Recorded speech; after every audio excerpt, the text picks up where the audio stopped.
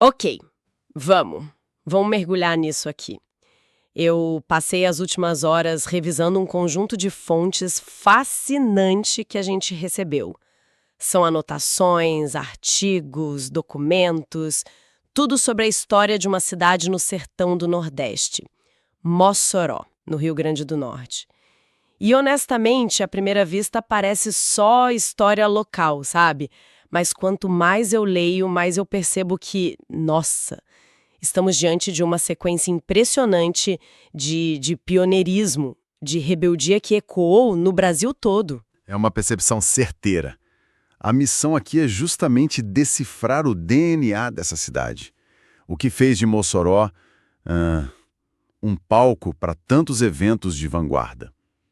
As fontes nos apresentam 4 marcos principais, né? Uma revolta popular liderada por mulheres lá no século XIX, a abolição da escravatura 5 anos antes do resto do país, a única grande derrota imposta ao bando de Lampião e, por fim, o primeiro voto feminino do Brasil. É uma concentração de eventos assim transformadores que desafia a lógica. Exato, não parece aleatório. É como se houvesse um fio condutor, sabe? Um espírito de resistência que perpassa gerações. Então, vamos desvendar essa história, conectar esses pontos e entender o que a trajetória de Mossoró revela sobre o Brasil. Para a gente entender de onde vem essa vocação para o desafio, as fontes nos levam bem para o início. Antes dos portugueses, a região era habitada pelos índios Monchorós. A descrição deles é curiosa. Guerreiros ágeis e, o mais interessante, silenciosos. Essa ideia de uma herança guerreira parece ser o mito de fundação que a cidade gosta de contar, né? E é uma narrativa poderosa.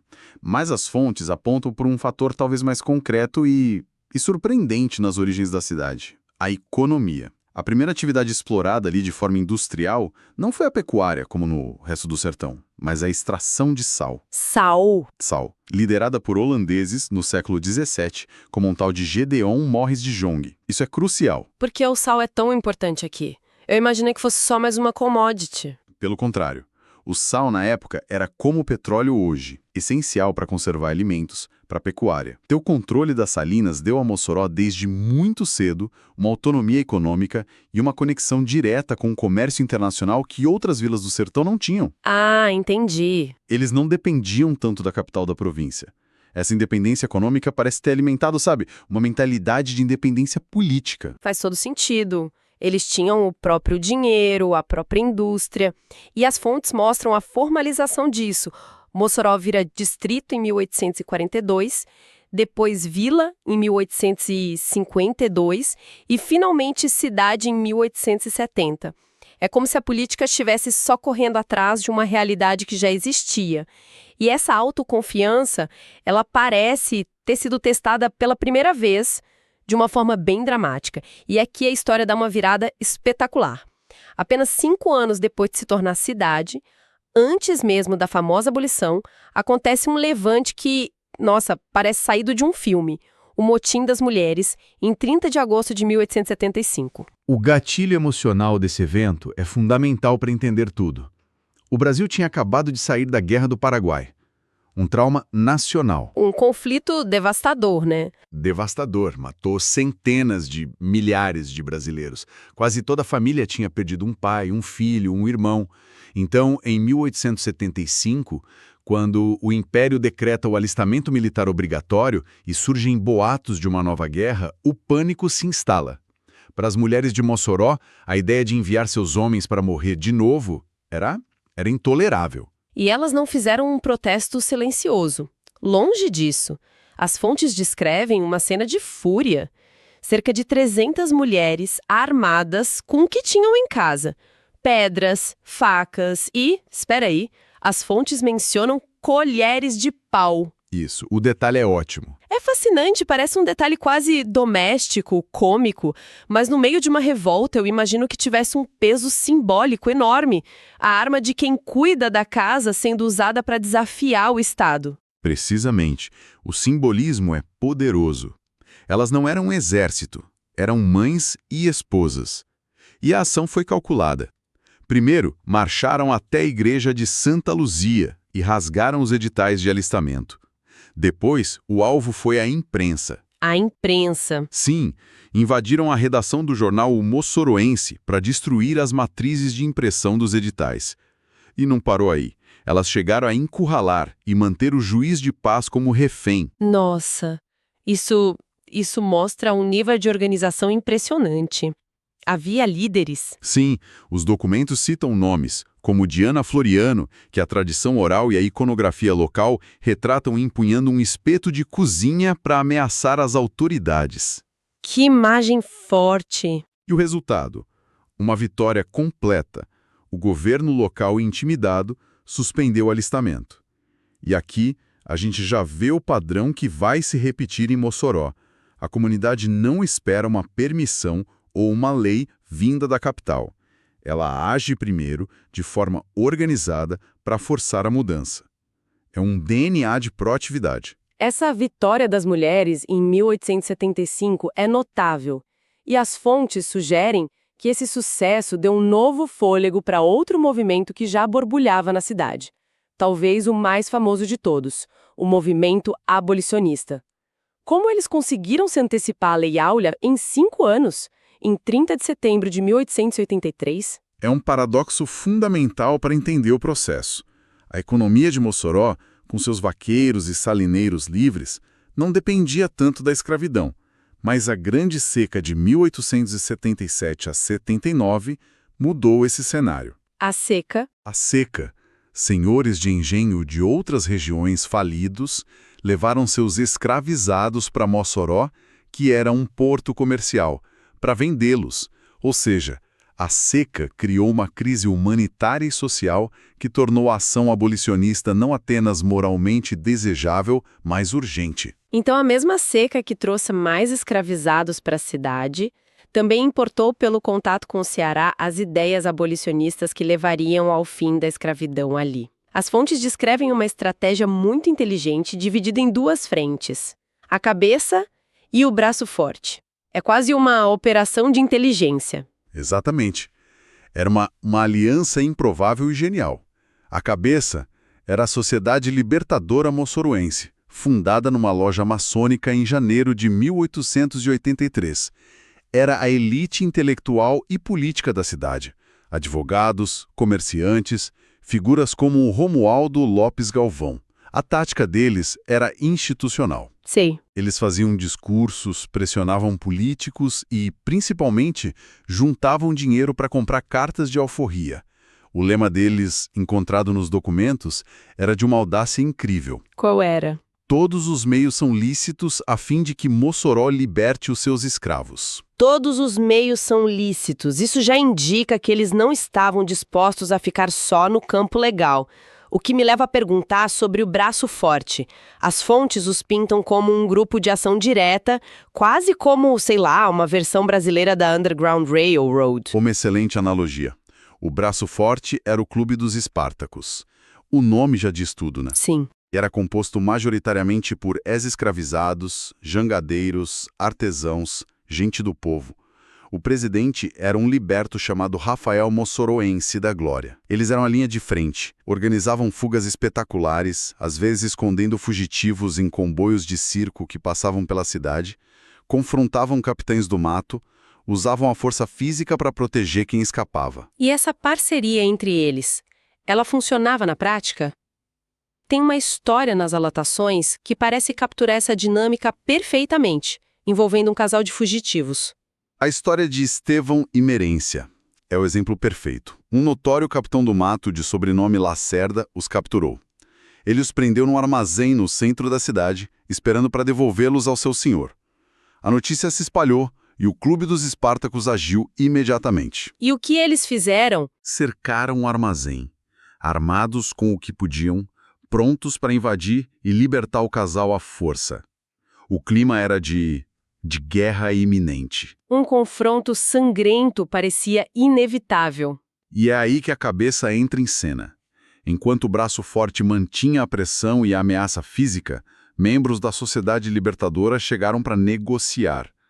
Eles não estavam ali para suplicar, mas para resolver.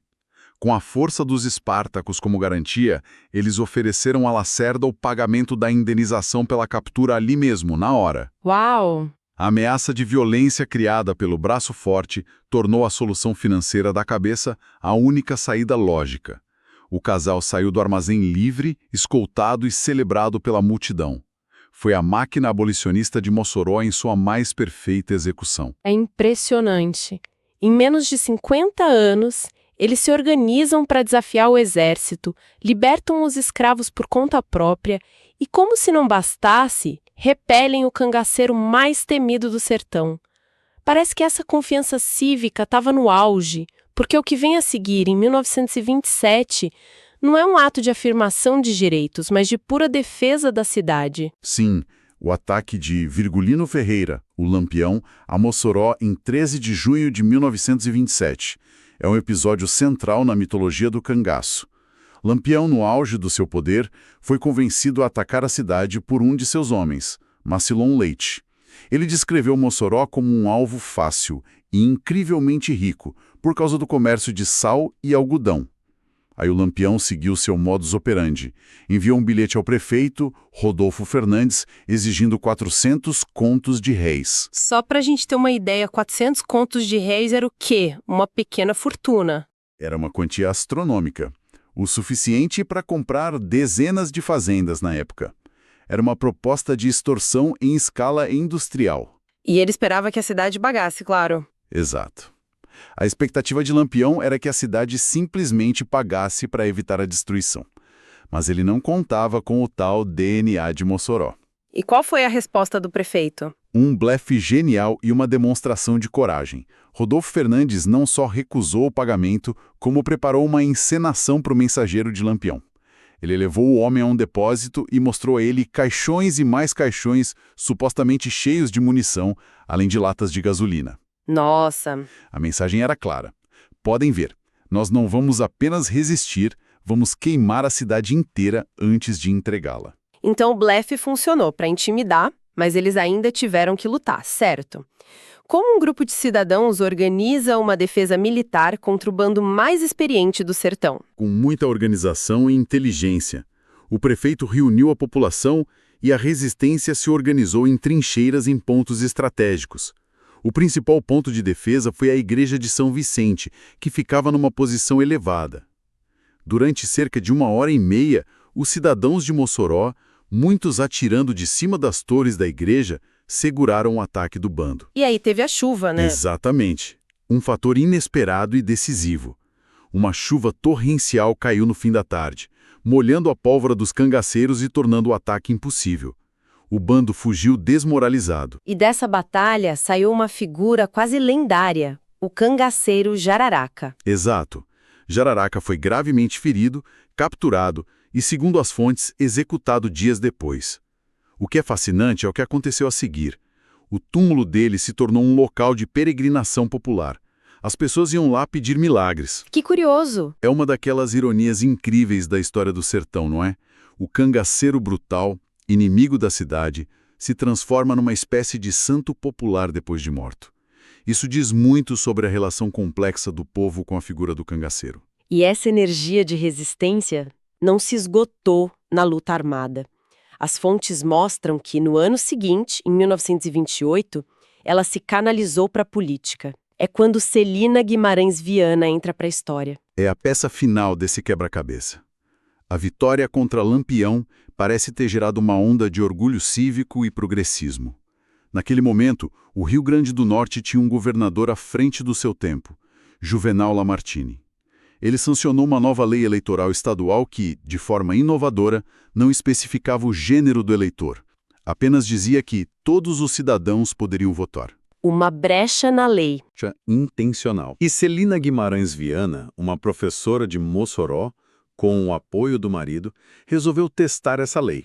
Ela se alistou e, em 25 de novembro de 1928, se tornou a primeira mulher a votar não só no Brasil, mas, segundo algumas fontes, em toda a América Latina. Mas as fontes também são claras que a festa durou pouco. O Senado Federal, no Rio, anulou esses votos femininos logo depois. Isso não diminui o feito. De forma alguma. O ato político já estava consumado. A fotografia de Celina votando rodou o país. A porta tinha sido arrombada. Foi um típico gesto de Mossoró. Agir primeiro e forçar o resto do país a reagir. A proibição federal só tornou o ato de Mossoró ainda mais simbólico. Um farol para o movimento sufragista que conquistaria o voto em nível nacional poucos anos depois, em 1932. Então, quando a gente junta todas as peças, o motim das mulheres, a abolição autônoma, a resistência a Lampião, o primeiro voto feminino, não é uma coleção aleatória de primeiras vezes. É a manifestação consistente de uma cultura, de um perfil de cidade construído sobre atos de desafio. Exatamente. O que sobressai é um padrão de ação coletiva e organizada da sociedade civil. E essa memória está viva, inscrita na geografia da cidade como as fontes apontam. A antiga Rua do Comércio hoje se chama Rua 30 de Setembro.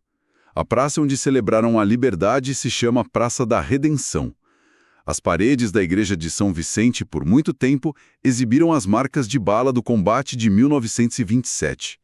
A história não está só nos livros, está nas ruas. É uma história que vai muito além de datas para memorizar para um concurso. Sim, e a O levanta uma questão muito importante sobre como contamos a história do Brasil.